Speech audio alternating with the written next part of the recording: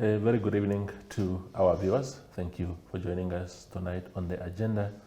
My name is Toivo Njabela.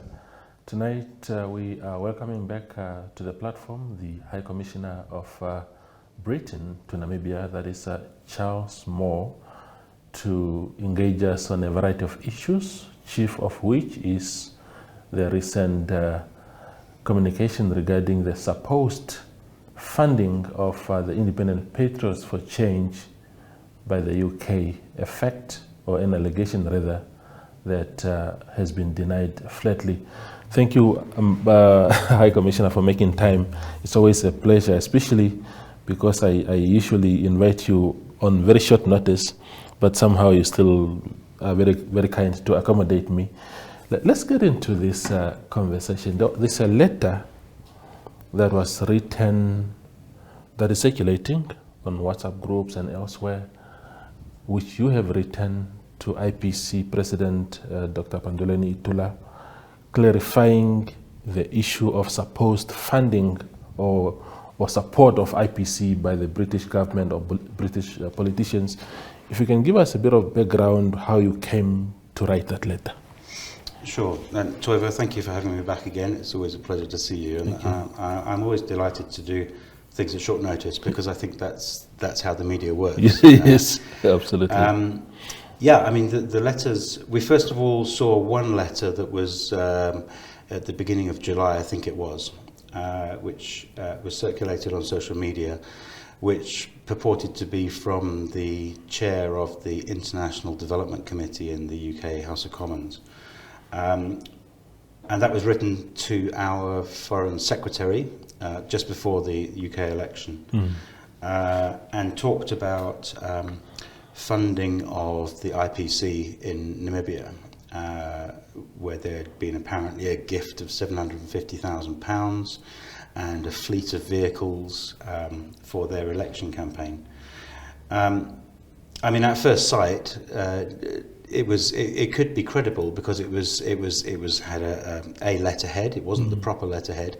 I think anybody who knows UK parliamentary system could see through it immediately as being fabricated. It wasn't the right process. The wording was wrong. The letterhead was wrong. There was American spelling. It started with the phrase, "I hope this finds you well," which is nothing that a member of Parliament in the UK would write to the Foreign Secretary. It was even addressed Foreign Secretary Cameron, which is again how nobody would address him in writing. So it was clearly something that had been fabricated. And then a second letter emerged after the election, where apparently the same person had written to the Prime Minister, the new Prime Minister, with the same content. So we realised immediately that this wasn't in any way a true letter. There were so many things wrong with it. But fundamentally, there's no way that we would provide any political party in Namibia or anywhere else with £750,000 and vehicles. And so we were very keen to make clear that this was nothing to do with the International Development Committee or the UK government or the British High Commission or anybody else. So I'm pleased to have the opportunity to reconfirm that that's the case. Yeah, wonderful.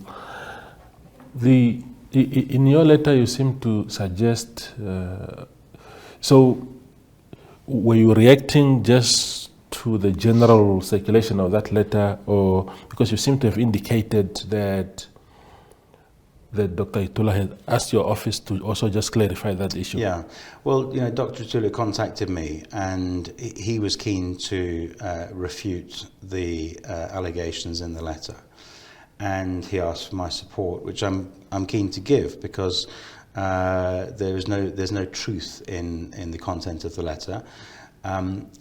And it also incorrectly implies that the UK government is somehow involved in funding or supporting a political party in Namibia. So it's something that we're keen to refute as well. So I was happy to write a letter to Dr. Itula, which I saw that you published the content of that letter on your front page this morning. Yes. Thank you for that, because we need to be very clear that we don't fund political parties. We haven't funded and we don't support any political parties in Namibia. Yeah. We don't support political parties in any country around the world. It's not what we do. So I'm very pleased to be able to have the opportunity to make that clear. Absolutely. And you seem to suggest in that letter that you have spoken, I don't know whether directly or through people, to Sarah Champion, yes, who is being purported to have written that letter. What can you tell us about that? Well, as part of, I was keen when I first spoke to Dr. Itula about the letter. I said I could issue a denunciation because the letters are clearly fake, but to give that more weight, I wanted to make sure that the alleged authors of the letters were consulted as well. So my colleagues in London contacted the clerks of the International Development Committee. I contacted Sarah Champion herself, and I spoke to her directly on Tuesday. She had been unaware of the letters circulating.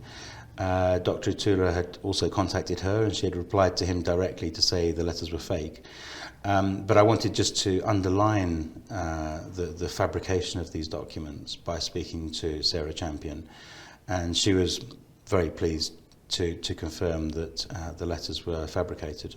Yeah, yeah. Well, when you say, High Commissioner, that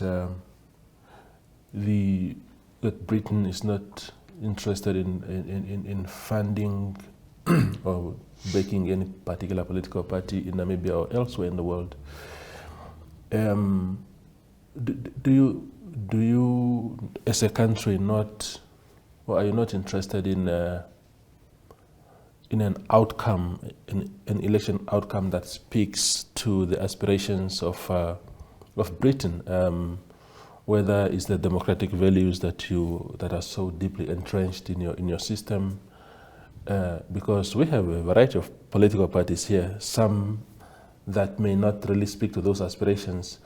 Is it how much of, maybe not involvement, but you ought to have some aspirations insofar as the outcome of a Namibian election is concerned?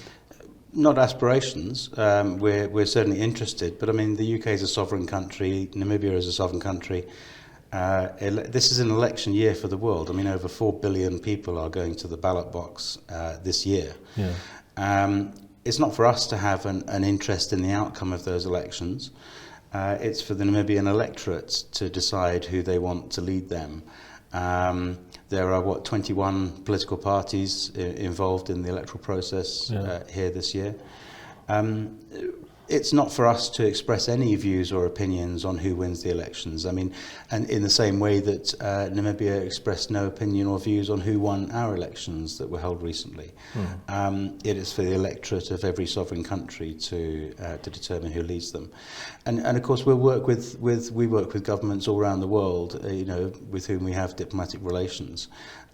Regardless of who wins an election, we work with governments, and we're delighted to do so. Yeah. Namibia is a close partner of ours, and we're keen to support the democratic process here, which is that the Namibian electorate decides who their government is going to be. And we, just like any other international partner, will be delighted to work with whichever government Namibia has. Yeah, yeah. I can't remember vividly now on whether you were part of the EU ambassadors that met and had lunch with Dr. Itula. When was it? April or so? Yes. Were you part of that? Well, I would point out we're not in the EU anymore. So I wasn't part of that. Yeah, yeah. No. I forgot the part that you are not within that space anymore. Okay. No, because I was going to ask you whether you think these fabricated letters are an effort to sort of cement the notion that that meeting was meant to sort of bring in IPC and back them ahead of the elections, but I think it's a sort of similar issue. In every electoral process, including ours, there's lots of misinformation, disinformation flying around on social media. it could be individuals, it could be groups, it could even be nations who are trying to sort of misinform people for a particular purpose, whether it's discrediting people, whether it's to support people. And so I think these things happen. They don't happen uniquely in Namibia. They happen all around the world. And I think the rise of AI, the spread of social media, all of these issues contribute to actually some confusion worldwide, because the people who read social media, you can see something on social media and you'll believe it straight away until you're informed that it's fake. So if I put on social media that the Paris Olympics have just been cancelled, people would believe that until somebody actually says that that's not true. So it's quite a dangerous thing, but it's the world we now live in. So I think these things are, they do happen, and they probably will continue to happen. Absolutely. But even if you didn't, even if you were not part of that meeting, is it a normal? Is it not a normal thing for a person like yourself to take keen interest in the Namibian political landscape, and to even, if necessary, engage the political actors from different sides of the divide, just to equip yourself with the understanding that is necessary? Yes. And perhaps even to let your authorities in the UK just to know what is happening on the ground. No, absolutely right. I mean, it's a fundamental part of being a diplomat. We engage with political parties across the spectrum. And, in the same way that the Namibia's High Commissioner to Britain, Linda Scott, she engaged with all our political parties in the run-up to our election. And that's perfectly reasonable diplomatic activity. And I've been very clear about the parameters of that. It's entirely appropriate for myself and my diplomatic colleagues in Windhoek to engage with all political parties, presidential contenders here, to understand their views, to understand the direction in which they want to take Namibia. And that is for the purpose of us understanding what ambitions Namibian people have in their elections. Where that responsibility ends is that we don't express any views, we don't share the information from those meetings with anybody apart from internally. It's not for us to then decide that one party or person is better than anybody else. So it's perfectly legitimate diplomatic activity to engage with those people, but not then to issue any indication of support or opinion which comes out of those meetings. That's not something we'll ever do. We'll never, if I engage with Dr. Itula, you'll never see me issue any opinion or any report of that meeting. It's not something that we do. Yeah.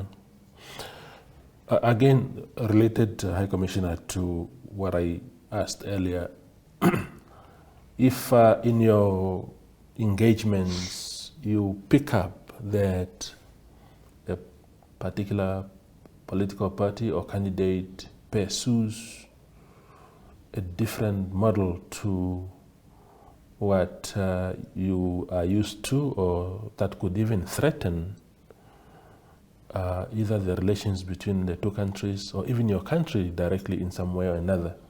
I mean, we see, for example, in West Africa now, there's been a series of coups, and those unelected leaders have started, kicking out the French firms and even military bases in those countries. In situations where you feel that your country or the UK's interest will be threatened in a way or another, how do you handle a situation like that? Well, I mean, fortunately we're in Namibia, so I don't have any concerns at all about any threat towards our bilateral relationship. And whether that's in this election or in 5 years or 10 years or 20 years, we will work with whichever government is in charge in Namibia. And we have a relationship that is long, that is warm, that is cordial. And I can't actually envisage a time when there may be a government in Namibia that might threaten our interests or threaten our bilateral relationship, whichever party that is. So we will have a warm relationship with the government of Namibia for many, many years to come, like we have had for the past 34 years. Yeah, yeah. Maybe just before we move to the next topic, so you are saying categorically clear that, look, the UK, because even prior to the circulation of these letters, because there came a time when IPC bought a fleet of cars. It was in the media. The party kept a tight lid on its source of funds that bought those cars, and people started, oh no, it's the Chinese that are funding this. And then at one point they're saying, no, it's the UK. You can categorically state that the UK has nothing to do with any of those things. Absolutely. And, you know, buying cars for political parties or providing money into somebody's bank account is so far-fetched. And, you know, we have nothing to gain by even contemplating that sort of thing.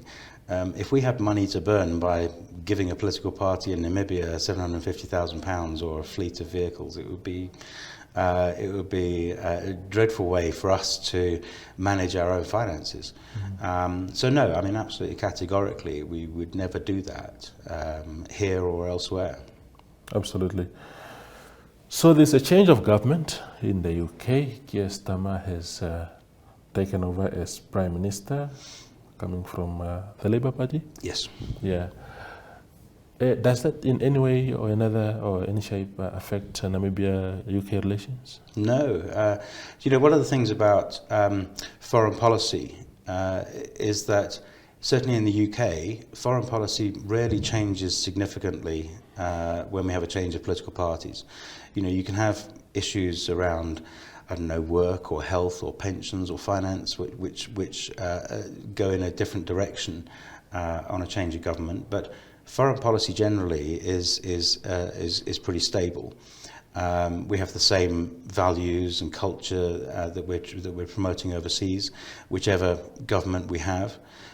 As a civil servant, you know, I need to be politically impartial. It's a requirement of being a civil servant, and I'll work for the government of the day, just like I work with the government of the day wherever I'm posted. Yeah. And foreign policy rarely changes. I mean, we have a strong and stable relationship with Namibia, and that will not be changed by having a different party. And I think one thing about elections is that when you get a new government in any country, after an election, you will have, there's an automatic sort of injection of new energy and enthusiasm as a new government settles in. We're still in early days, and so there's still many foreign policy priorities that we're discussing.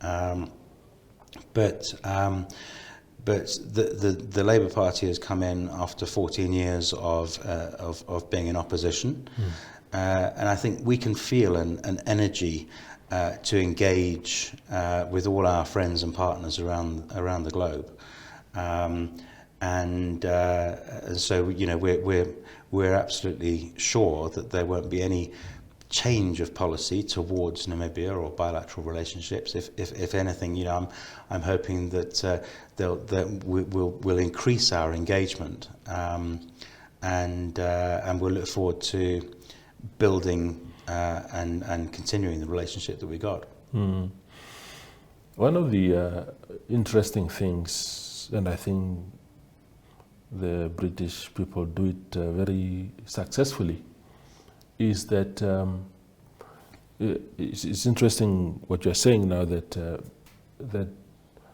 essentially you don't belong to a particular political party, and therefore the change of guard in the UK doesn't really change even your position here. You are likely to continue. Whereas in our country, if the ruling party was to lose power today, and a new party, a new government comes in, we are likely to see the supposed SWAPO diplomats being recalled. and the new ones belonging to this new political party being deployed in their positions.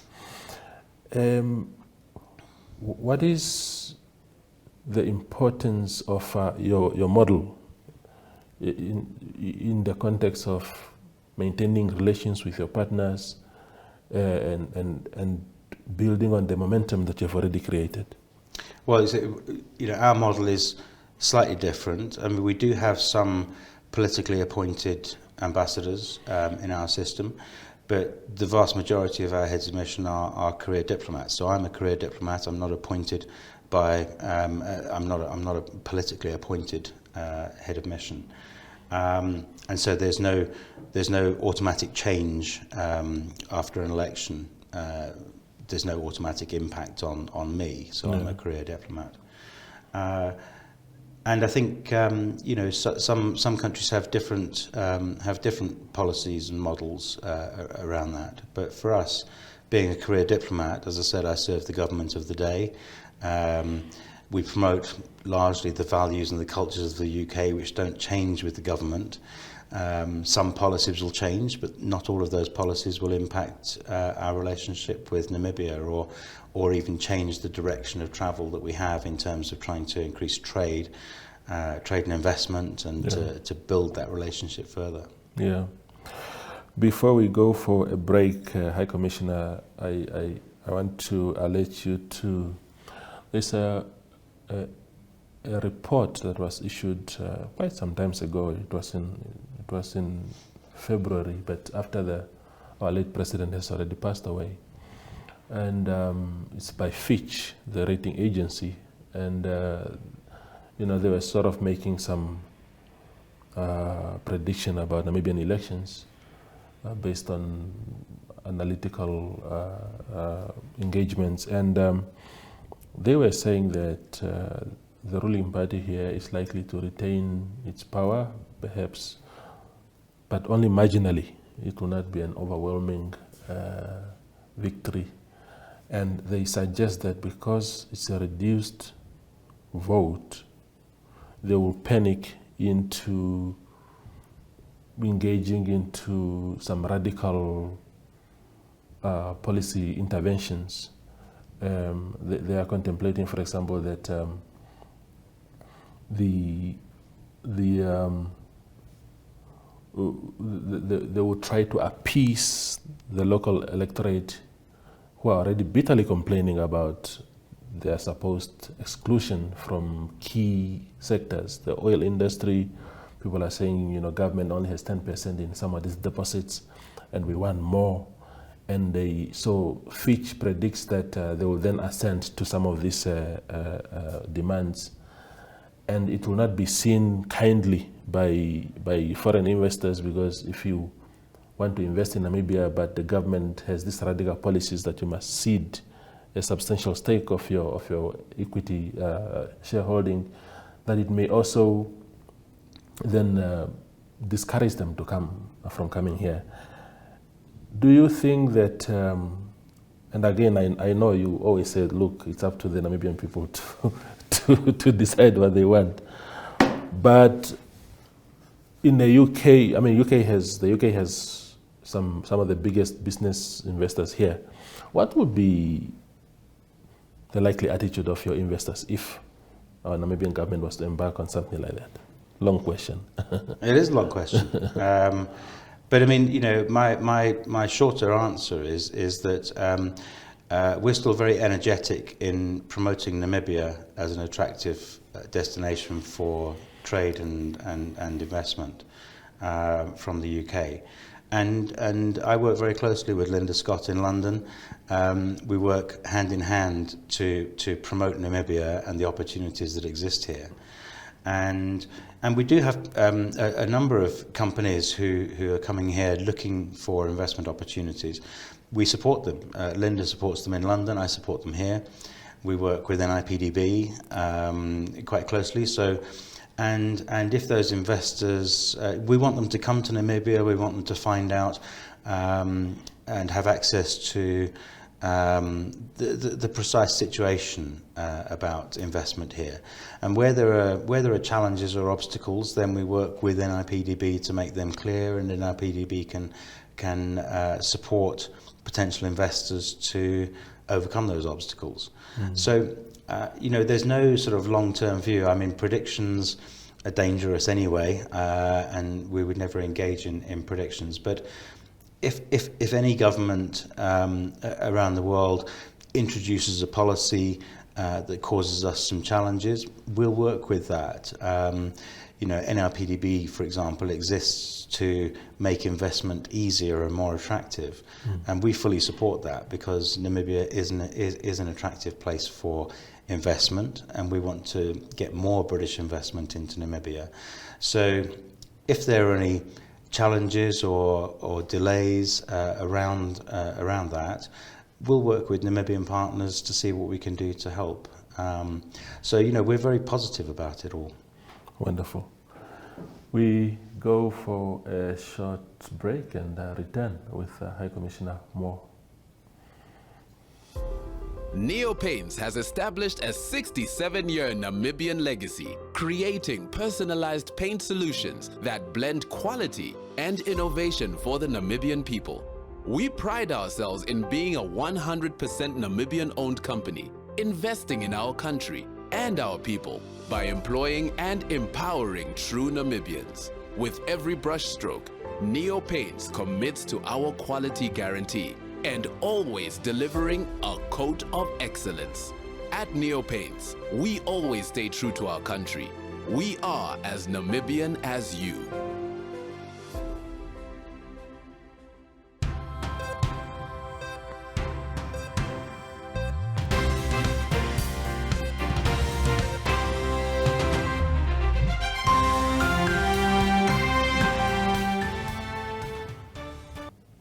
The conversation continues on the agenda with High Commissioner Charles Moore. How would you describe the current relations? I think the last time I engaged you on a show, there was the issue of visa, the visa decision that the UK took. And there was a bit of commotion. Segments of the Namibian society was very unhappy. Has it had any serious impact on how you are perceived or how you perceive the Namibian people since then? Or how would you say is the current status of the relations? I mean, it's a good point to raise, actually, because I think looking back on the imposition of visas, then it was clearly a blip in the relationship, because it was an unwelcome thing that we did. And I understand the frustrations that were expressed immediately after that. And I think we were quite clear about, and I fought for many months about not imposing a visa regime. And the reasons for imposing a visa regime were, I think, as you know, there was an unsustainable and significant increase in the number of Namibians who were claiming asylum on arrival in the UK. Yeah. And in the year up to July 2023, we had over 1,000 Namibians who would arrive in the UK and claim asylum. And when someone claims asylum in the UK on arrival, that effectively gives them entry into the UK whilst their claim is assessed. That could take over 18 months, during which time we have to make sure they have accommodation, they have food, they're able to work. And so people were applying for asylum purely to take advantage of that 18 months or more, which is wrong. And that increase happened over a year. And was getting worse, and would have got worse had we not applied a visa regime. And in the years since then, the number of applications we've had for asylum from Namibia have been 5. So 1,000 down to 5. Wow. The negative consequence of it is that all the many hundreds of Namibian visitors who are genuinely visiting the UK on business, and that includes ministers and officials and business people as well as tourists, the downside is that all of those genuine people who we welcome to the UK now have to spend more time and money to access the UK. It takes 15 working days for a visa to be issued. And Namibians are not used to that. For 34 years, they've been able to think at 12 o'clock in the afternoon, I might go to UK tonight, and they jump on the plane and they go. They can't do that anymore. And so it's taking a bit of time to drill that into preparations and planning, that 15 working days is required for a visa.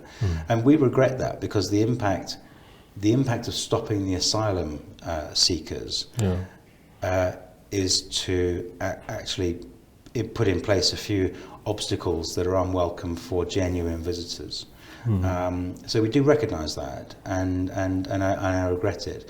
But the only reason for imposing a visa regime was to stop the flood of Namibians claiming asylum, which was the highest number from anywhere in the world, claiming asylum in the UK for countries who didn't at that time need a visa. Yeah. The people who have been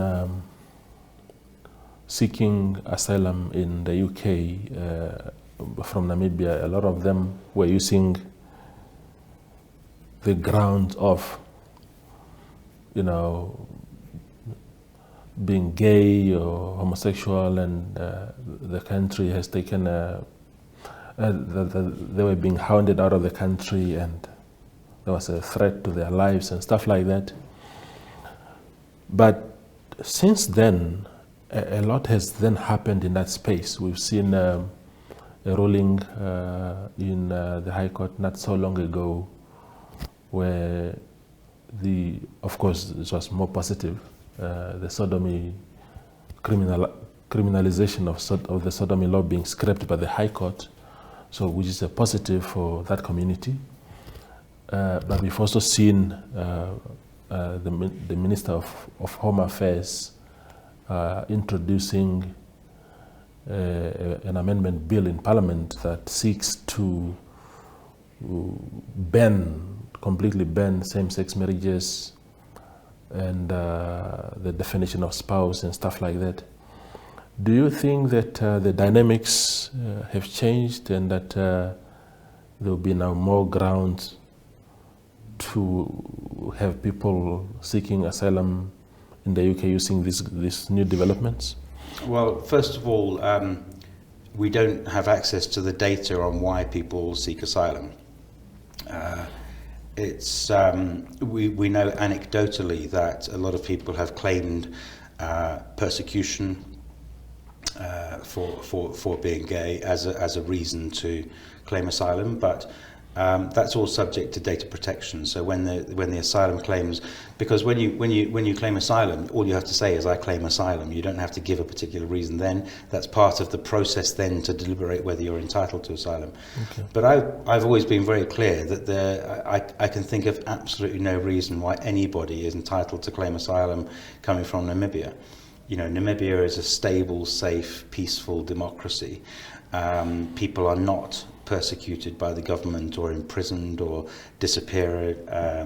Anything that causes many thousands of people from more challenging parts of the world to claim asylum because their lives are at risk. No. That's simply not the case. And so I've always been very clear that Namibia is not a country from where people should be able to claim asylum. Whether the reasons or the supposed reasons for claiming asylum have changed is largely immaterial, because I don't think the reasons for claiming asylum existed in the first place. Yeah.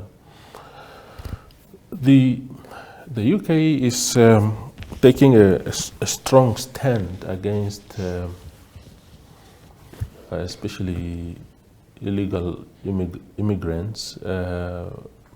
I follow the sentiments on social media in particular, and there seems to be a lot of anger among the ordinary British people who feel that their space is being invaded, and that the country needs to be protected more robustly in that regard. Is this visa regime that you have imposed now in regards to Namibia part of the greater scheme to protect the country, not only from Namibians, but from any other groups in the world that seem to be flooding your country? Well, I mean, you mentioned illegal immigrants. We welcome applications for asylum from people whose lives are genuinely at risk, who are persecuted, who are fleeing war and harsh conditions in their home countries. Those are genuine asylum seekers, and we are and always have been and always will be happy to give them some safety, which isn't available to them elsewhere. Yeah. The illegal immigrants are the ones who are causing more problems. And we've seen a sharp increase in, for example, those people who cross the channel in small boats to arrive illegally in the UK. They're the ones who, it's not so much that they're flooding the country, it's the economic impact of that.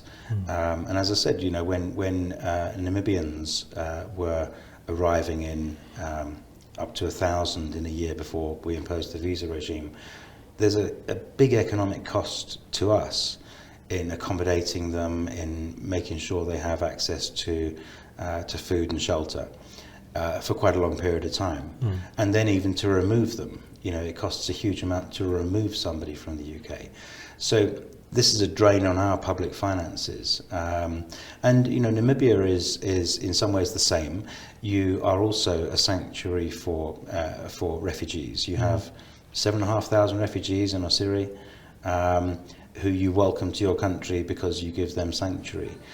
It's an economic cost, and to abuse that offer of sanctuary for different reasons is wrong. And so it's something that is quite important for us as a country. It is about protection of borders, and Namibia as a sovereign country is entirely right to impose any visa regime itself to protect its borders and to control who comes into the country. Yeah. Your country has, I suppose, I'm just thinking, and I think it's a normal practice everywhere that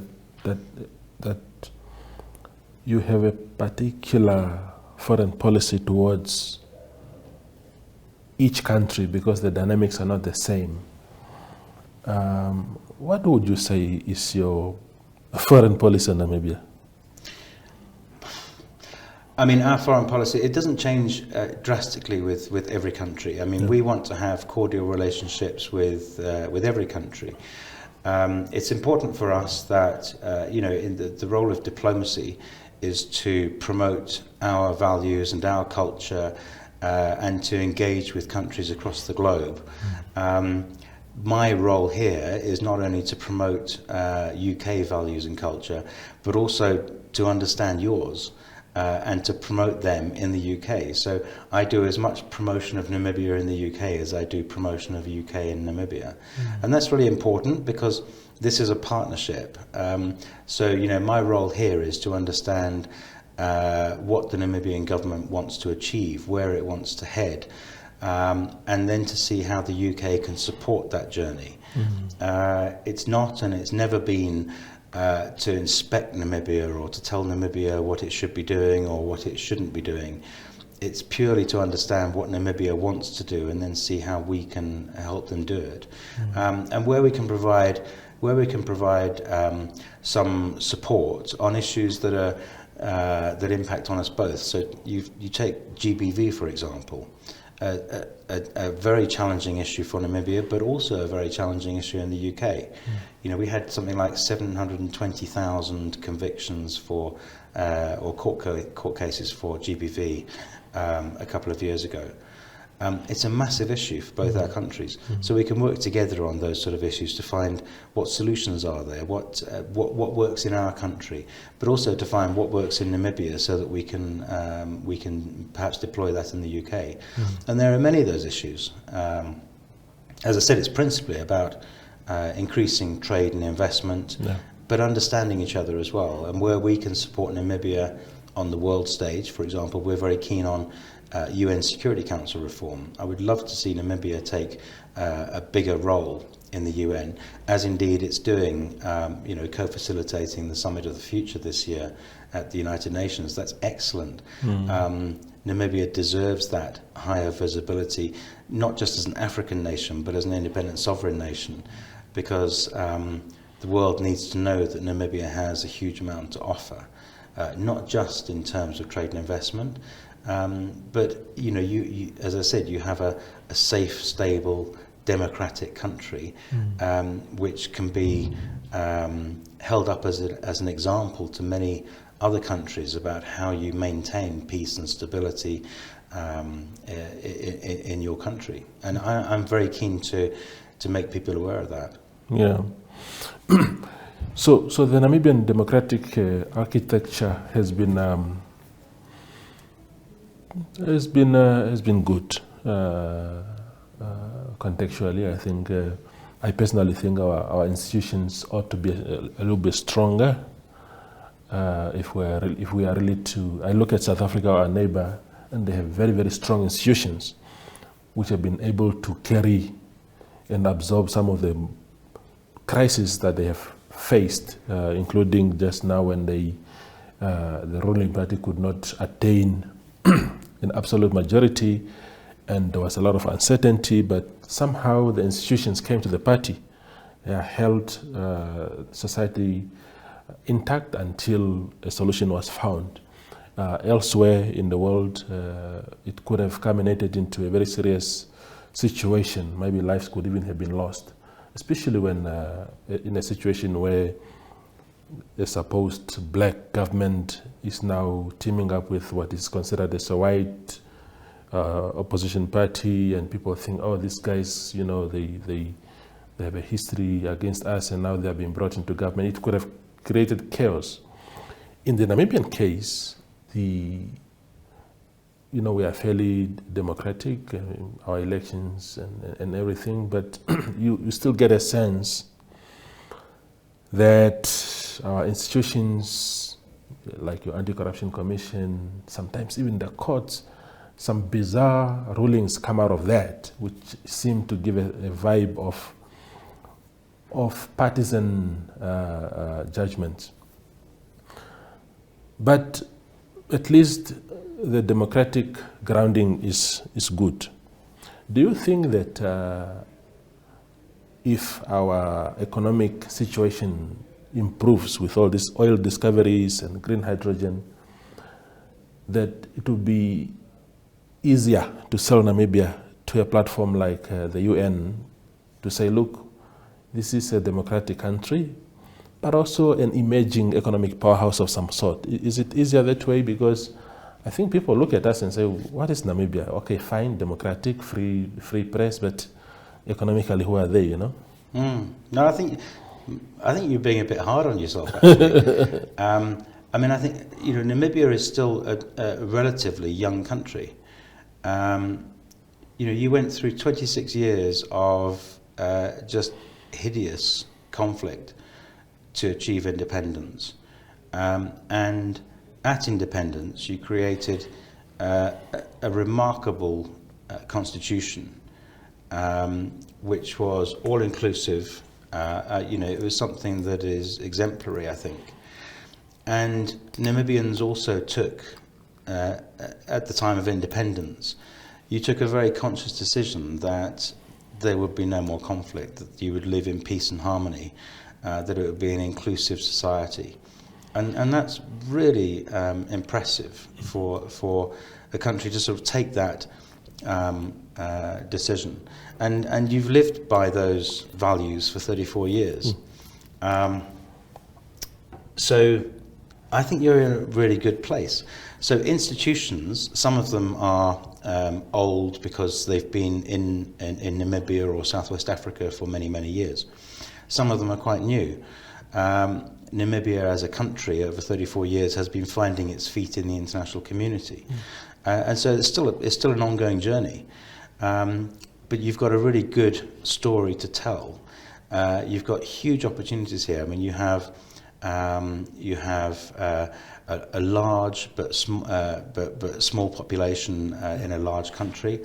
You've got a coastline, you've got the sun, you've got the wind, you've got the land. So many opportunities for things like green hydrogen, and now the discovery of oil, which offers great opportunities for Namibia. And I don't think Namibia's reputation internationally is dependent upon the finding of oil or the impact of that. I think Namibia's reputation internationally is already solid because you are a peaceful, democratic nation, which is, in the geopolitical world of today, is not always easy to achieve. Yeah. So I think you've got some really positive characteristics that many parts of the world can learn from. And you mentioned media freedom yourself, top in Africa. We've changed places because I think the UK was behind you last year. We're now slightly in front of you for different reasons. But this is something that Namibia should be demonstrably proud of, because there are many countries in the world that don't have those freedoms. Yeah. They don't have the equalities that you have. And Namibia needs to be proud to show what you've achieved in actually quite a short time. And that's part of my role, is to celebrate that and to make sure that people in the UK are aware of the achievements of Namibia over the last 34 years. Yeah. The final question to you, High Commissioner.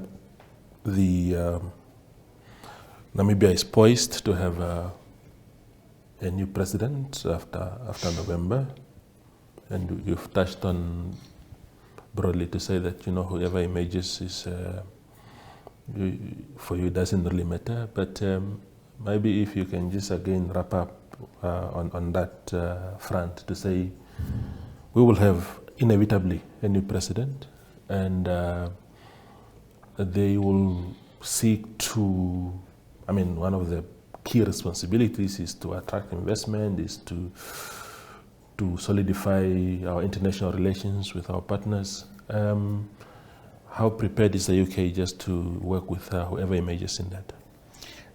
Very prepared. We're looking forward to the elections because it's an opportunity for Namibians to exercise their democratic right. And as I mentioned, you fought long and hard for these democratic rights, and I hope as many people as possible register to vote and take part in the election, because this is what democracy is all about. And I had the greatest of respect for Hage Geingob, who was president when I presented credentials. And I thought he was just the most delightful, warm, dedicated head of state that I've met, and I've met probably more than 40. He was a genuine leader, and I had huge respect for him. And I also have huge respect for President Mbumba, who's stepping in very difficult circumstances until the elections.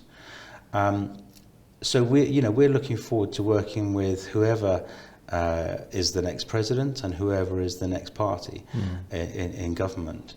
As I said, we will have that warm relationship with Namibia for many years to come, whoever is in charge of government, and we look forward to working with them, because it's a partnership that we can see can only go from strength to strength, and that's an exciting thing to have. Absolutely. High Commissioner, thank you for coming through. That's a pleasure. Wonderful. That's High Commissioner of Britain to Namibia, Charles Moore, bringing us up to speed with a variety of issues, including those damning allegations that his government or people in the UK were funding the Independent Patriots for Change, IPC. Thank you for watching.